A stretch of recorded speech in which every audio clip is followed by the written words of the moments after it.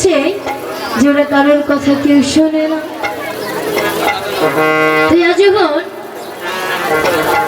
তাই বলছে বাবা, বলছে ভাই কানাই তোর বাঁশি ছাড়া তোর বেনু ছাড়া যে ওরা ফিরবে না। তো আজ ভাই কানাই যখন বেনু বাজিয়েছে তখন কি হয়েছে?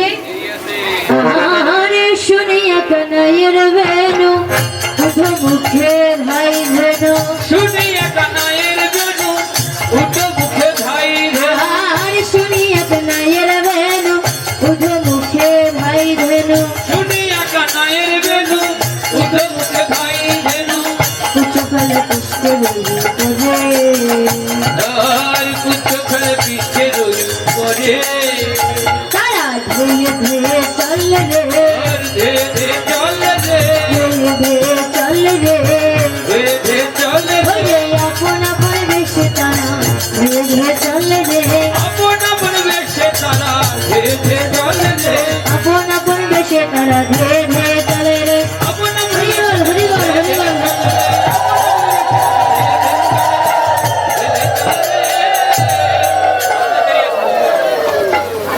হরে কৃষ্ণ। তাই বলছে বাবা, এই 6টি ধেনু কি কি? আমাদের মধ্যেও কিন্তু বাবা 6টি পাখি আছে, 6টি ধেনু আছে। এই 6টি পাখির নাম কি আমরা জানি? জানি বাবা, না জানি। তাই বলছে কাম, ক্রোধ, লোভ, মদ, মোহ আর ঐশ্বর্য। আমাদের মধ্যেও কিন্তু বাবা এই 6টি ধেনু আছে। এদের মধ্যে সব থেকে বড় ধেনু হচ্ছে কামধেনু। তো যখন সমস্ত ধেনু বাচ্চাগণ ফিরে চলে এসেছে, তা যখন গৃহপথে রওনা করবে তখন শাখাগণ ডেকে ডেকে বলছে ভাই কানাই আমরা তো গৃহে ফিরে যাব, কিন্তু আমাদের যে বড় ক্ষুধা লেগেছে, চল না ভাই আমরা ওই কদলী বনে। তো বাবা ওই কদলী বনের সব কলা ছিল কাঁচা, যেটা আমার গোবিন্দ পা দিয়েছে, আর অমনি অমনি সব কলা পেকে গেছে। তখন ভাই কানাই শ্রীরামকে ডেকে ডেকে বলছে ভাই শ্রীরাম,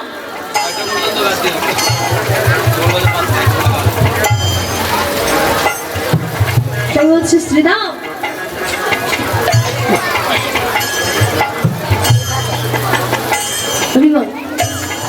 তাই বলছে শ্রীরাম যা যা যা গাছে উঠ, কলা পেরে নে। বলছে হ্যাঁ ওই পাকা কলা গাছে উঠে আর পরে আমার মাজাকে ভাঙো, আমি বাবা পারবো না। তখন বলছে আমি উঠতে পারি, কিন্তু একটি শর্ত আছে। বলছি কি শর্ত? বলছে তুই যদি তালা বাঁধিয়ে দিস তাহলে আমি উঠতে পারি। তো ভাই কানাই যখন বেলা বাঁধিয়ে দিয়েছে তখন শ্রীরাম উঠে পরে অর্ধেক খাচ্ছে আর অর্ধেক আমার কানাইয়ের বদলে। আজকে শুধু ভক্ত মন্ডলী কিছুক্ষণের মধ্যে আমরা লীলা বিশ্রামে দেব। তো যাই হোক, লীলা শ্রবণ করলে বাবা দক্ষিণা দান করতে হয়। আমাদের পক্ষ হতে আপনাদের মাঝে যাচ্ছে, আপনারা যে যা পারেন দক্ষিণা দান করবেন। ধন্যবাদ।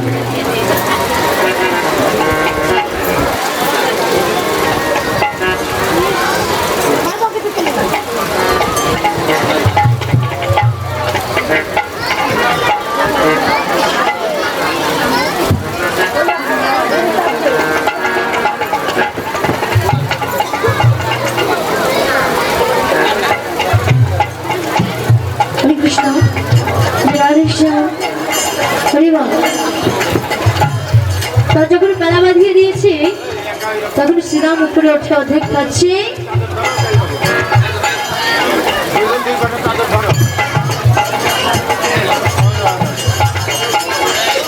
আর অর্ধেক আমার কানাইয়ের বদলে দিচ্ছে। কেননা বাবা এই জগতে কিন্তু সবারই সংসারে একজন করে তেল আনার জন্য সে কিন্তু বাবা বেলা বাঁধিয়ে এই সংসারটাকে করে উঠে অর্ধেক খাচ্ছে আর অর্ধেক আমার গোবিন্দের বদলে। কেননা বাবা গোবিন্দ কিন্তু আমার একটু প্রসাদই বেশি পছন্দ করে, যেমন মধু, গরুর দুধ, এইগুলো। তো আজ ভগবান কিন্তু বাবা ভক্তকেই বড় করে দেখিয়েছে।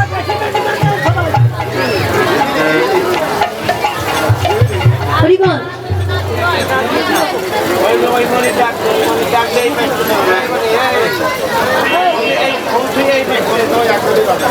হরিবল।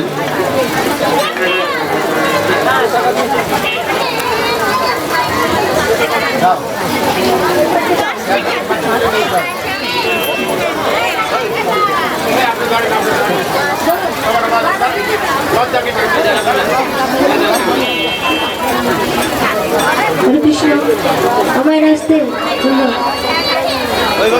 তো বাবা আজকে দেখুন ভগবান আমার ভক্তকে কিন্তু বড় করে দেখছে।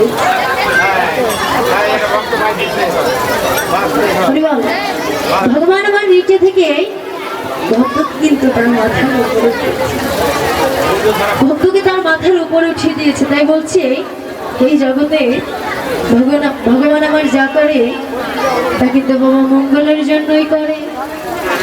এই যে বাবা আজ আমরা ইস্কন মন্দিরে এসে উপনীত হয়েছি, এই যে যারা ইস্কনে থাকে তারা কিন্তু আসলে বাবা এই ধর্মকে রক্ষা করে যাচ্ছে।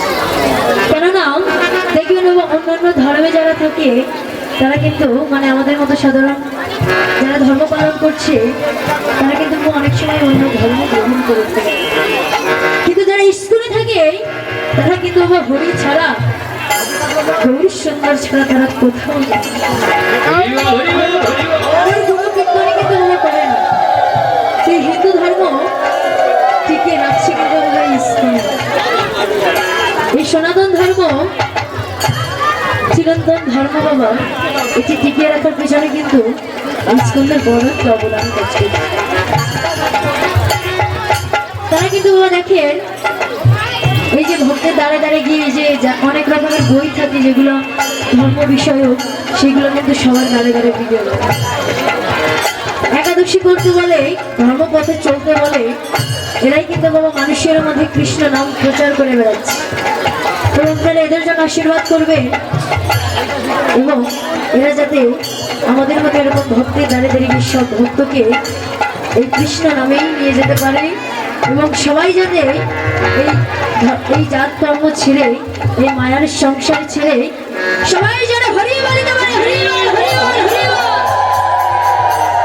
তাই বলছি বাবা এই জগতে ভগবান আমার যা করে তা কিন্তু বাবা মঙ্গলের জন্যই করে। এই যে এখানে একটা মন্দির আছে, এই মন্দিরে তো ভগবান আছে। এই মন্দিরে অনেকেই কাজ করে, কেউ হয়তো দেখাশোনা করে, কেউ লেপন দেয়, কেউ ঝাড় দেয়। এরকম একটা মন্দিরে একটা বাচ্চা ছোটবেলা থেকে ঝাড় দেয়। তো ঝাড় দিতে দিতে তার মনে একদিন একটা প্রশ্ন জেগেছে এবং সেই গোপীনাথের সামনে গিয়ে ডেকে ডেকে বলছি, ওগো গোপীনাথ, ওগো গোপীনাথ, বলি আমি সেই ছোটবেলা থেকে দেখে আসছি ওই বাঁশিটা হাতে করে তুমি একইভাবে বেঁকেই দাঁড়িয়ে আছো। বলি তুমি যে এইভাবে বেঁকে দাঁড়িয়ে আছো তোমার মাজায় ব্যথা করে না? তুমি যে বাঁশিটা ধরে আছো বলি তোমার হাতে ব্যথা করে না? তুমি কি পারো না একদিন বাঁশিটা পাশে নামিয়ে রেখে একটু ঘোরাঘুরি করে? এই যে বাবা আমাদের তো একটা জীবন, দু চারটি সন্তান নিয়ে এত কষ্ট, তাহলে হে দয়াময় এই সমগ্র বিশ্ব চালাতে তোমার না জানি কত কষ্ট। এই যে বাবা আমরা তো ভগবানের কাছে গিয়ে বলি, হে ভগবান তুমি আমায় টাকা দাও, পয়সা দাও, ধন দাও, ঐশ্বর্য দাও, সুখ দাও, শান্তি দাও। কোনদিন কি আমরা ভগবানের কাছে গিয়ে বলি হে ভগবান এই জগতে আমরা সবাই সুখে আছি, ভালো আছি, তুমিও ভালো আছো তো? তোমার কোনো কষ্ট হয়নি? তুই ছোট ছেলেটি ডেকে ডেকে বলছে, আচ্ছা প্রভু তুমি কি পারো না ওই বাঁশিটা পাশে নামে রেখে একদিন একটু হাঁটাহাঁটি করে নিতে? আচ্ছা তাহলে চলো আমরা একদিনের জন্য এই ডিউটিটা চেঞ্জ করি। মানে তুমি আমার জায়গায় সারাদিন ঝাড়ু দেবে, ঘোরাঘুরি করবে, হাঁটাহাঁটি করবে, আর আমি তোমার জায়গায় ওই বাঁশিটা হাতে করে সারাদিন একইভাবে বেঁকে দাঁড়িয়ে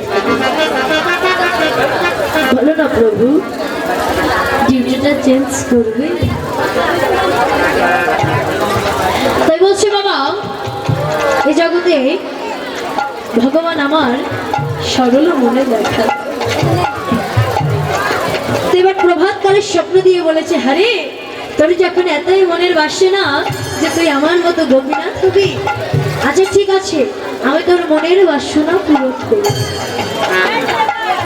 আজ প্রভাত কাল থেকে তুই হয়ে যাবি আমার মতো গোপীনাথ, আর আমি হয়ে যাব তোর জায়গায় ঝাড়ু। কিন্তু আমার কিছু শর্ত থাকবে। বলছে কি শর্ত? বলছে ওই বাঁশিটা হাতে করে সারাদিন তোকে একইভাবে বেঁকেই দাঁড়িয়ে থাকতে হবে, নড়লেও হবে না, চড়লেও হবে। আর এই যে কত কত ভক্ত আসছে তোকে দর্শন করার জন্য, তোকে কিন্তু তাদের সঙ্গে কথা বললে হবে না, সারাদিন চুপ করেই দাঁড়িয়ে থাকতে হবে। আর যদি তোর সামনে কোনো অপরাধ হয়, যদি তার চরম সীমায় পৌঁছে যায়, তবুও কোনো প্রতিবাদ করলে হবে না। এবার শর্ত অনুযায়ী প্রভাত কাল থেকে সেই ঝাড়ুদার হয়ে গেছে গোপীনাথ, আর গোপীনাথ হয়ে গেছে ঝাড়ুদার। এবার মন্দিরে কত কত ভক্ত এসে ভগবানকে দর্শন করার জন্য।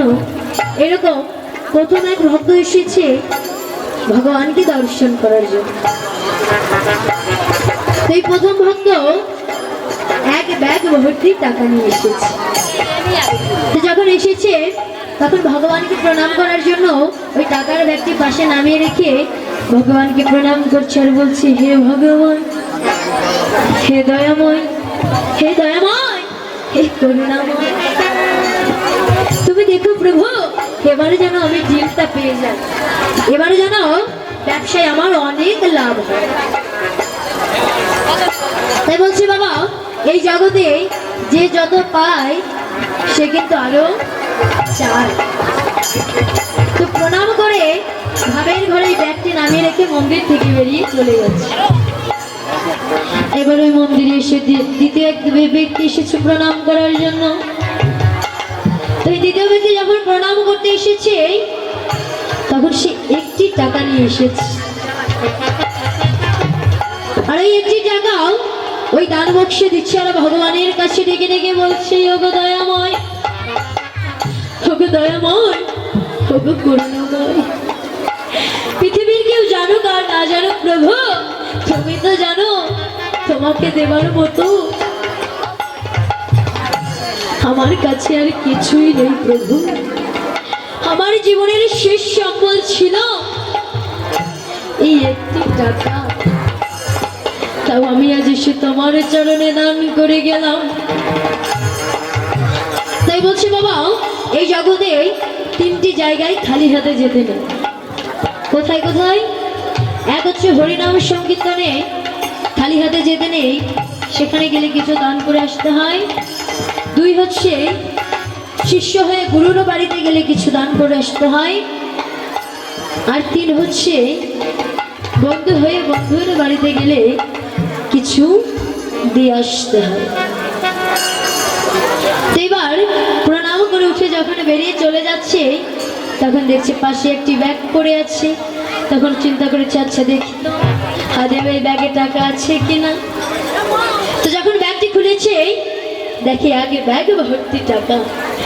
সঙ্গে সঙ্গে গোপীনাথের মন্দিরে লুটিয়ে পড়েছে, ওগো দয়াময়, ওগো দয়াময়, ওগো করুণাময়, ওগো কৃপাময়, তোমার এত দয়া প্রভু, তোমার এত করুণা, আমি তোমাকে একটি টাকা দিয়েছি বলে তুমি আমাকে লক্ষ লক্ষ টাকা ফিরিয়ে দিবে। ওগো প্রভু, তোমার কত দয়া প্রভু, তোমার কত করুণা। তখন টাকার ব্যাগটি নিয়ে নাচতে নাচতে ঘরে চলে গেছে। এইবার ওই মন্দিরে তৃতীয় এক ব্যক্তি ঢুকেছে প্রণাম করার জন্য। তো এই তৃতীয় ব্যক্তি হচ্ছে নৌ সেনাবাহিনী, অর্থাৎ জলপথে যাত্রা করে। নৌকা স্টিমারে ইত্যাদি জলপথে যাত্রা করে।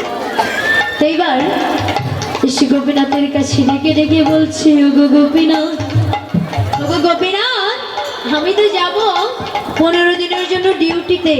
তুমি দেখো প্রভু, আমার যেন কোনো ক্ষতি না হয়। এই যে ঘর সংসার, স্ত্রী পুত্র মা বাবাকে ছেড়ে আমি যাচ্ছি প্রভু, তুমি দেখো আমার যেন কোনো ক্ষতি না হয়। ওই বলে যখন প্রণাম করে উঠেছি, তখন এই প্রথম ব্যক্তি পুলিশ নিয়ে এসেছে। পুলিশ নিয়ে এসে ডেকে ডেকে বলছে, একে ধরুন, এই আমার টাকাটি চুরি করেছে। তখন সঙ্গে সঙ্গে দ্বিতীয় ব্যক্তি ডেকে ডেকে বলছে, না না, আমি কোনো টাকা পয়সা চুরি করিনি, আমি কোনো টাকার ব্যাগ দেখিনি। বলছে, হ্যাঁ দেখনি, তুমি ছাড়া এই মন্দিরে আর কেউ প্রবেশ করেনি, তুমি আমার টাকাটি চুরি করেছো। সঙ্গে সঙ্গে পুলিশ তাকে লকআপ বন্দি করে নিয়ে চলে যাচ্ছে। এবার অনেকক্ষণ সেই ঝাড়ুদার গোপীনাথ মনে মনে চিন্তা করেছে, এ তো ভারী অন্যায় হচ্ছে। প্রথম জনকার টাকা নিল দ্বিতীয় জন, আর এই তৃতীয় জনকে বিনা অপরাধে জেলে ধরে নিয়ে যাচ্ছে। বলি, এ তো আমি সহ্য করব না। এই যে বাবা, মানুষ যে অধৈর্য, তাই বলছে এই জগতে অন্যায় যে করে আর অন্যায় যে সহে সমান অপরাধী। সঙ্গে সঙ্গে ডেকে বলছে, দাঁড়া, যা। শর্ত ছিল যে কথা বলা যাবে। এবার যখন কথা বলে ফেলেছে, আবার সেই গোপীনাথ হয়ে গেছে গোপীনাথ, আর ঝাড়ুদার হয়ে গেছে ঝাড়ুদার। এইবার সেই ঝাড়ুদার গোপীনাথের কাছে ডেকে ডেকে বলছে, হে প্রভু, এ তোমার কেমন বিচার হলো শুনি। তুমি প্রথম জনকার টাকা নিয়ে দিলে দ্বিতীয় জনকে, আর এই তৃতীয় জনকে কেন বিনা অপরাধে জেলে পাঠিয়ে দিলে? বলিয়ে তোমার কেমন বিচার হলো? বলছো, রে তোর ওই চামড়ার চোখ দিয়ে বিচার করলে হবে? আমি প্রথমে জনকার টাকা নিয়ে দ্বিতীয় জনকে কেন দিয়েছি জানিস? আরে এ জগতে যার প্রয়োজনে অতিরিক্ত হয়ে যায়, আমি তার গর্তটা অনেক বড় করে খুঁড়ি, তাকে যত দেব আবার সেই গর্তে এসেই দিতে হবে। তাই ভগবানই বলেছে, আমি দিয়ে ধান দেখি মন, কেড়ে নিতে কতক্ষণ। আমার ধন সম্পদ দিতেও সময় লাগে না। নিতাই গৌর হরিবল বলে বলছে, আমার দিতেও সময় লাগে না, নিতাই গৌর হরিবল বলে কাটতেও সময় লাগে না। তাই বলছে প্রথম জনের প্রয়োজনের অতিরিক্ত হয়ে গেছিল, এই জন্য আমি প্রথম জনকার টাকা নিয়ে দ্বিতীয় জনকে কেন দিয়েছি জানিস? এই পৃথিবীর কেউ জানুক আর না জানুক, আমি তো জানি যে ওর ঘরে একটা চাল পর্যন্ত নেই। প্রভুর জীবনের শেষ সম্বল ওই একটি টাকা ও আমার চরণে এসে দান করে গেছে। এই যে বাবা, আপনারাও ভগবানের চরণে দান করবেন। এই যে এখানে দান বক্স আছে, আপনারা যে যা করে ভগবানের সেবার জন্য ওইখানে দান করে যাবেন। হরিবল। তাই বলছে, আরে এই জগতে যে ভক্ত আমাকে ভালোবাসে, আমি যে তাকে ভালোবাসি। তাই বলছে, আমি কোনো ভক্তের ঋণ রাখি না, রাখি না, রাখি না। তাই আমাকে 1 টাকার বিনিময়ে 1 লক্ষ টাকা ফিরিয়ে দিলাম।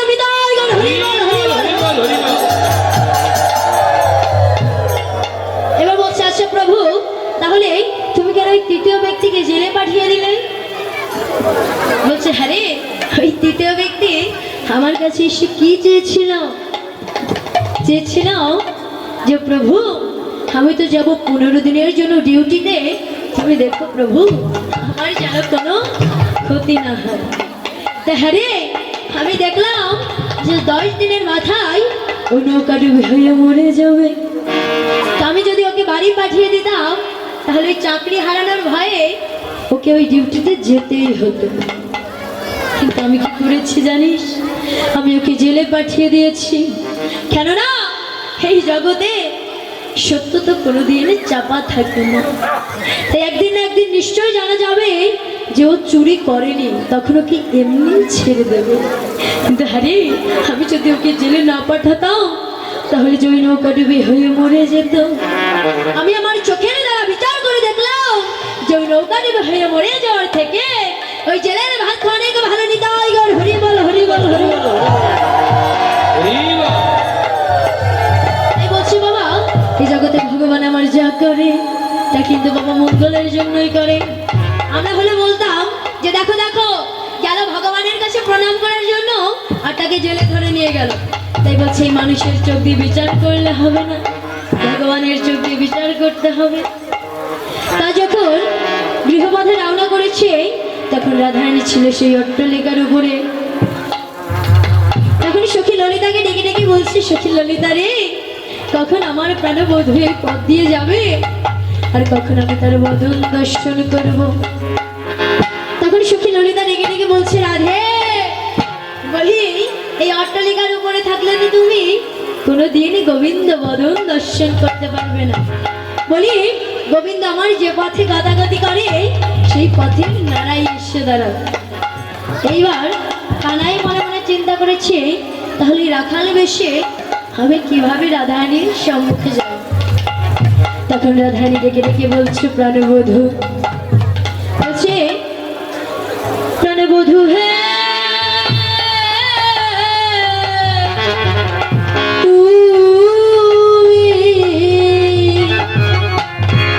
ওই না বেশে আইসো আমার ঘরে।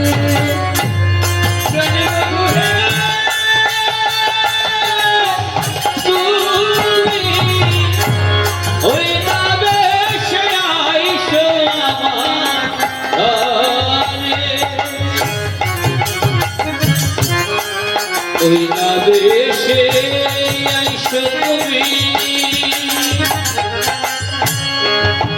বলো দাঁড়ায়ে রয়েছি আগে তোয়া বধূ নই বাজে আসে প্রাণের বন্ধু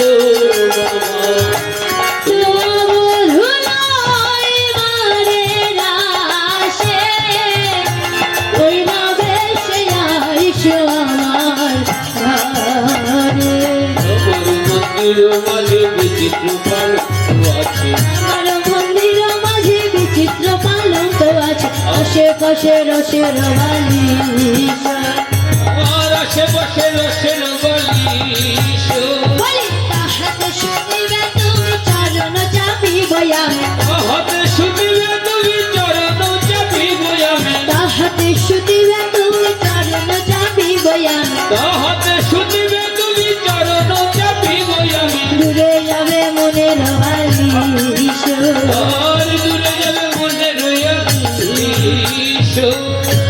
তখন রাধারানী ডেকে ডেকে বলছো, প্রাণবধূ তুমি আমার নয়নের দিকে তাকাও, তাহলে তুমি তোমার প্রতিচ্ছবি দেখতে পাবে। তা যখন রাধারানী তাকিয়েছে গোবিন্দের দিকে, গোবিন্দ তাকিয়েছে রাধারানীর দিকে, তখন কি হয়েছে, নয়নে নয়নে মিলন হলো, নয়নে নয়নে মিলন হলো, জয় রাধে গোবিন্দ বলো, নয়নে নয়নে মিলন হলো, এবার হলো।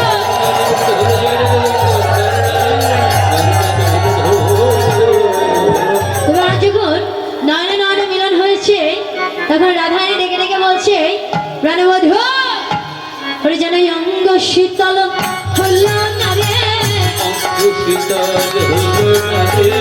অঙ্গ শীতল হলো না রে, গোবিন্দ অঙ্গের পরশ বিনে অঙ্গ শীতল হলো না রে, গোবিন্দ অঙ্গের পরশ বিনে অঙ্গ শীতল হলো না রে, গোবিন্দ অঙ্গের পরশ বিনে অঙ্গ শীতল হলো না রে, হরি বল হরি বল।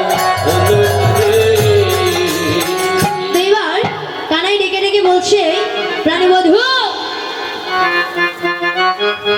বলছে, রাধে এখন আমি যাই ঘরে মায়ে যে আরতি করে, এখন আমি যাই ঘরে মায়ে যে আরতি করে, এখন আমি যাই ঘরে মায়ে যে আরতি করে, এখন আমি যাই ঘরে মায়ে যে আরতি করে, সখগণে করিল প্রয়াস, আর সকাল করিল প্রয়াস, আর সখগণে করিল প্রয়াস, আর সকাল করিল প্রয়াস। রাখালগণ সখাকে এখন গৃহে দিয়ে পাঠাচ্ছে, ভাই কানাই আমার গৃহে যাচ্ছে, আর এই যে ভাই কানাইয়ের মা হবেন কারা কারা একটু হাত উঁচু করেন। গোপালের মা হবেন কারা কারা, হরিবল। বাবা দিদাই হরিবল, সবাই হয়েছে। তো যাই হোক, মা যখন হয়েছে, গোপাল তো ঘরে ফিরে এসেছে, এখন তো একটু বরণ করে নিতে হবে, তাই না? এখন একটু বরণ করতে হবে। যদি বসে করে করতে পারেন ভালো, যদি না করতে পারেন তাহলে দাঁড়িয়ে করে বরণ করতে হবে। হরিবল, সবাই মিলে একসঙ্গে। আরতি করে নন্দরানী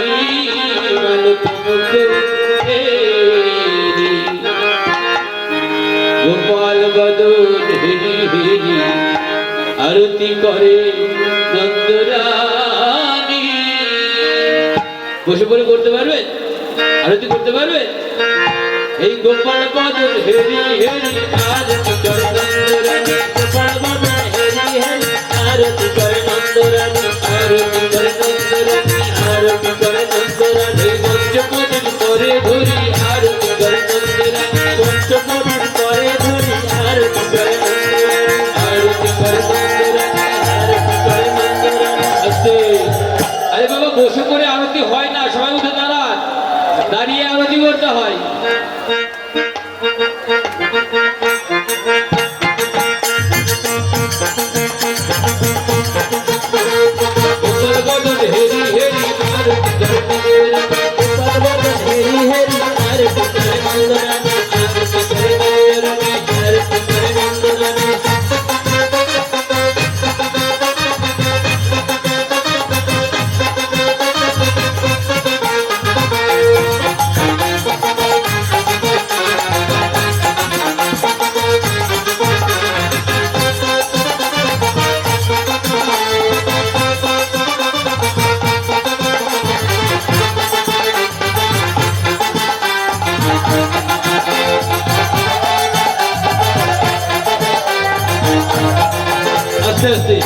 সামনে যারা আছেন কত সুন্দর আরতি করছেন বাবা, পিছনে যারা দাঁড়িয়ে আছেন গাছের মতন দাঁড়িয়ে আছেন কেন বলেন তো? পাও দুইটা কি নড়ে না? ডান পাটা নিয়ে বাম পাশে ফেলবেন, বাম পাটা ডান পাশে ফেলবেন, আর সামনে গোপালকে বরণ করতে হবে হাত দুইটা দিয়ে। এটা কি শিখিয়ে দিতে হবে? আপনারা তো খুব ভালো ভক্ত, হরিবল। সবাই মিলে কেউ দাঁড়িয়ে থাকবেন না। ওই গোপাল